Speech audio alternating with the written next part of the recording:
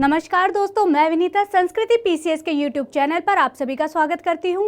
आपकी राजस्थान पीसीएस की तैयारी को बेहतर बनाने के लिए हम लोग आपके साथ जो है राजस्थान के प्रीवियस ईयर के क्वेश्चन पेपर्स को डिस्कस कर रहे हैं और मैं आपका साइंस एंड टेक का सेगमेंट लूँगी।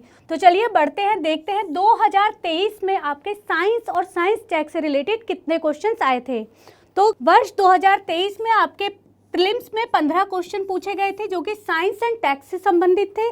तो चलिए हम देखते हैं वो क्वेश्चंस क्या थे। पहला क्वेश्चन जो है वो है, निम्नलिखित में से कौन सी एक स्वापक पीड़ाहारी औषधि है। स्वापक पीड़ाहारी औषधि क्या होती हैं, जिनके सेवन से इंसान की जो सामान्य कार्य प्रणाली है वो जो है बाधित होती है और उसे नींद आने लगती है। ये औषधि कब यूज़ की जाती है, जब इंसान को बहुत ज़्यादा पेन होता है। जैसे मान लो किसी का पैर टूट गया, फ्रैक्चर हो गया, तो उसकी वजह से उसको बहुत ज़्यादा असहनीय दर्द हो रहा है, तब ये दवाइयाँ दी जाती हैं और इसमें जो है मैफ्रिन आती है। बाकी जितनी भी हैं हमारी वो गैर स्वापक पीड़ाहारी दवाइयाँ हैं, क्योंकि इनका यूज़ जो है आमतौर पर अगर हल्का फुल्का सर दर्द हो या हल्का फुल्का सर दर्द है या बहुत माइनर आपको कहीं पे पेन है तो वहाँ पर हम इसे आराम के लिए यूज़ कर सकते हैं। अगला क्वेश्चन देखते हैं। अगला क्वेश्चन हमारा कहता है, निकट दृष्टि दोष यानी कि मायोपिया और दूर दृष्टि दोष हाइपरमाइट्रोपिया ठीक किया जा सकता है क्रमशः कौन कौन से लेंस से। तो मायोपिया में जो है हमें होता क्या है, निकट दृष्टि दोष में दूर की जो चीज़ें होती हैं उन्हें देखने में हमें परेशानी होती है, वह क्लियर नहीं दिखती, धुंधली दिखाई देती हैं।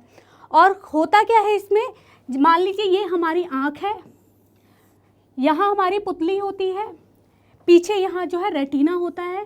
तो जो भी हम चीज़ देखते हैं प्रकाश के थ्रू उसका एक पीछे रेटिना पे प्रतिबिंब बनता है। तो जब मायोपिया बीमारी होती है तो इसमें प्रतिबिंब रेटिना पे ना बन के उससे थोड़ा सा आगे बन जाता है, मतलब बनना यहाँ चाहिए रेटिना पे लेकिन वो थोड़ा आगे बन जाता है, तो मायोपिया होता है। इससे बोला जाता है निकट दृष्टि दोष। और इसके लिए जो है हम अवतल लेंस का यूज़ करते हैं। जो लोग चश्मा लगाते हैं जिनको निकट दृष्टि दोष होता है उसमें अवतल लेंस का यूज़ होता है।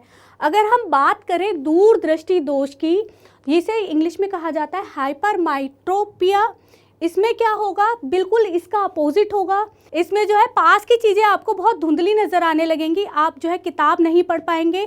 तो इस बीमारी में होता क्या है, ये देखिए यहाँ पे हमने बताया कि इसका जो प्रतिबिंब बनता है वो आगे बन जाता है, लेकिन अपोजिट दूर दृष्टि दोष में क्या होगा, प्रतिबिंब थोड़ा सा जाके पीछे बनेगा। तो इसको ठीक रेटिना पे बनाने के लिए क्या है, अब उत्तल लेंस का हम यूज़ करते हैं।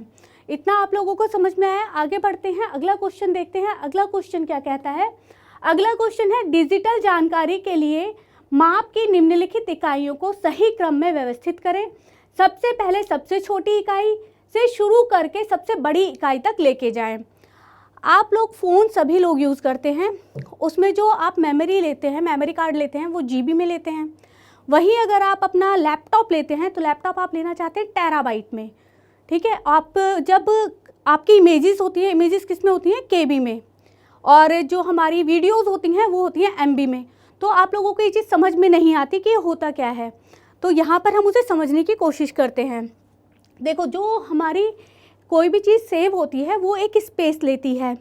कहीं पे भी अगर हम किसी चीज़ को सेव करेंगे या रखेंगे तो वो एक स्पेस लेगी। तो वो एक जो बिट होती है, बिट जो है इसकी सबसे छोटी इकाई होती है कहीं पे भी सेव करने के लिए। अब उसके बाद हमारी आती है बाइट। एक बाइट जो होती है, एक बाइट में हमारी 8 बिट होती हैं। वहीं अगर बात करें कि बाइट से बड़ा फिर क्या होगा, देखो बाइट से बड़ा क्या होगा, किलोबाइट। किलोबाइट 1 किलोबाइट में 1024 बाइट्स होते हैं। सेम ऐसे ही चलेगा।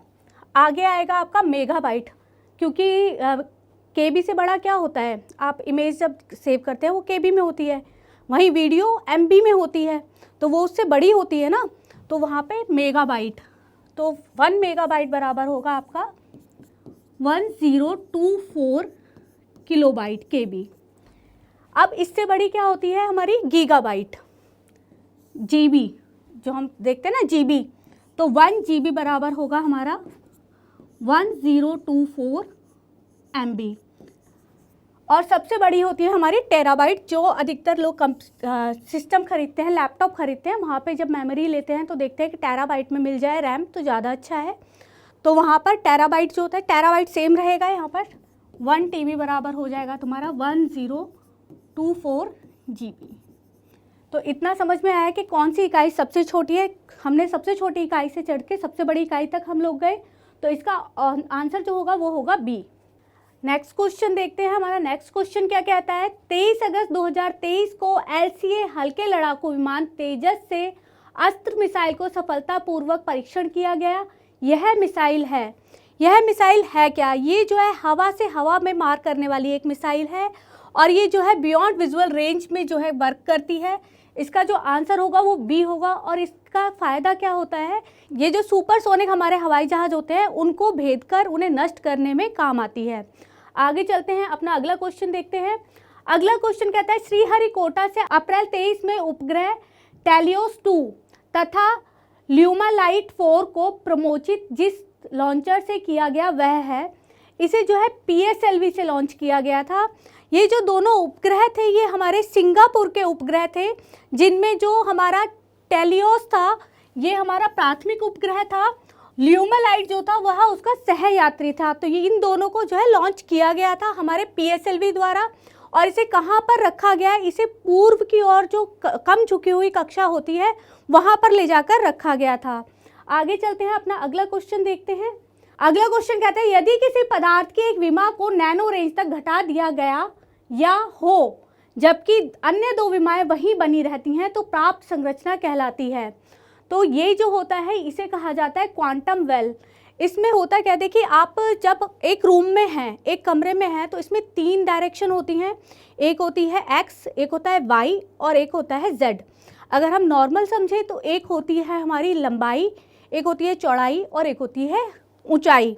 तो इसमें से कोई भी एक डायरेक्शन को बिल्कुल घटा के बिल्कुल छोटा कर दिया जाए और बाकी 2 एज इट इज़ रहें तो उसे कहा जाता है क्वांटम वेल।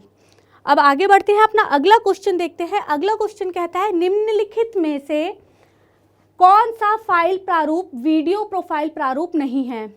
तो यहाँ पे देखिए जो MP3 है ये हमारा वीडियो के लिए यूज़ नहीं होता, ये जो है हमारा ऑडियो के लिए यूज़ होता है।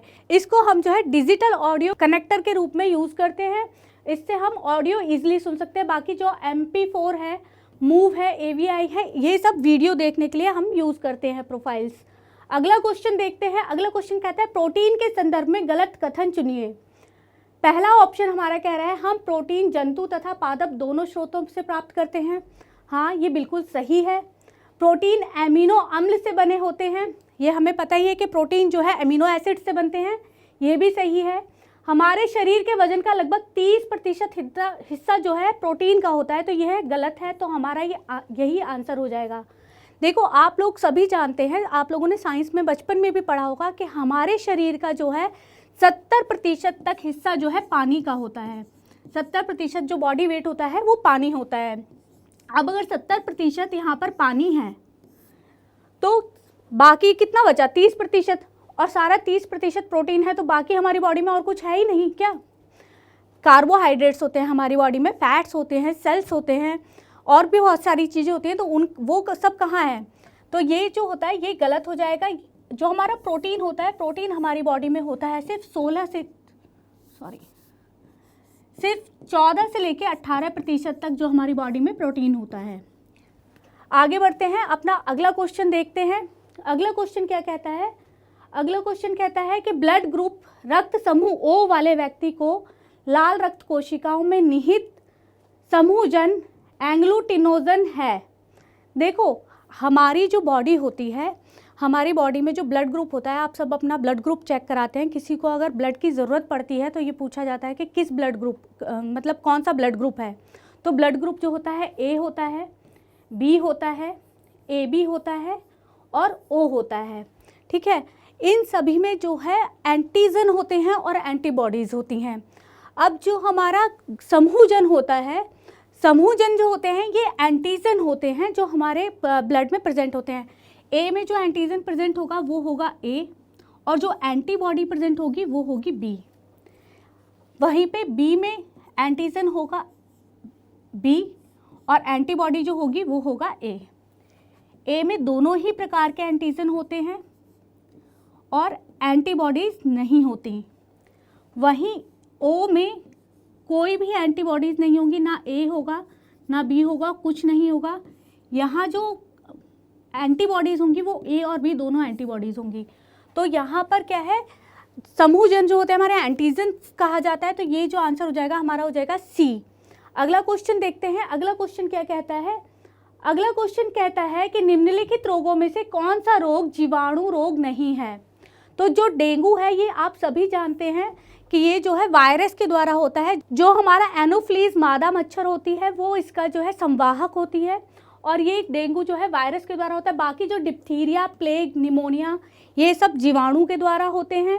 नेक्स्ट क्वेश्चन देखते हैं। नेक्स्ट क्वेश्चन कहता है कि प्लाज्मोडियम की प्रजाति जो घातक मलेरिया का कारण बनती है वह है प्लासीफेरम। अब देखो जो इसमें बोला है कि कौन सी प्रजाति है, ये प्रजाति करती क्या है, हमारी बॉडी का जो एक सबसे अहम हिस्सा होता है हमारा मस्तिष्क, उसमें जो सबसे बड़ा पार्ट होता है सेरेब्रम, हमारे मस्तिष्क का सबसे बड़ा पार्ट सेरेब्रम, उसे जाके ये प्रभावित करती है।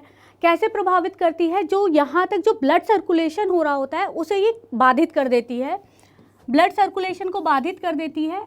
और ये जो हमारा सेरेब्रम हिस्सा होता है हमारे मस्तिष्क का, ये करता क्या है, हमारे इमोशंस, हमारी इंटेलिजेंस, हमारा बोलना, चलना, लिखना, इन सब एक्टिविटीज़ को कंट्रोल करता है हमारा सेरेब्रम। तो आप सोचिए अगर सेरेब्रम अफेक्ट होगा तो इंसान को क्या क्या हो सकता है। वो कोमा में भी जा सकता है, उसको चलने फिरने में दिक्कत होगी, या जिसे हम बोलते हैं पैरालिसिस भी हो सकता है वो। तो ये सारी चीज़ें एक छोटे से मलेरिया की वजह से होती है। ये बहुत ही जानलेवा और घातक होता है।